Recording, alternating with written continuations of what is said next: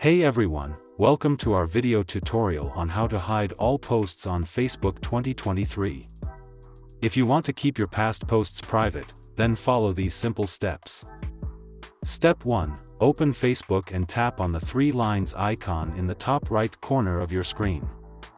Step 2. Next, tap on the settings icon, which is usually located beside the search icon. Step 3. Scroll down and tap on Post Settings. Step 4. Now, tap on Limit Who Can See Past Posts. Step 5. In this section, tap on Limit Past Posts to hide all your previous posts from the public eye. Step 6. Confirm your selection by tapping on Limit Past Posts again. Step 7. And there you have it. Your past posts are now hidden from anyone who is not your Facebook friend. Thanks for watching our tutorial on how to hide all posts on Facebook 2023.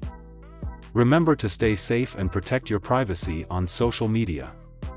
If you found this video helpful, please give us a thumbs up and subscribe to our channel for more useful tips and tricks.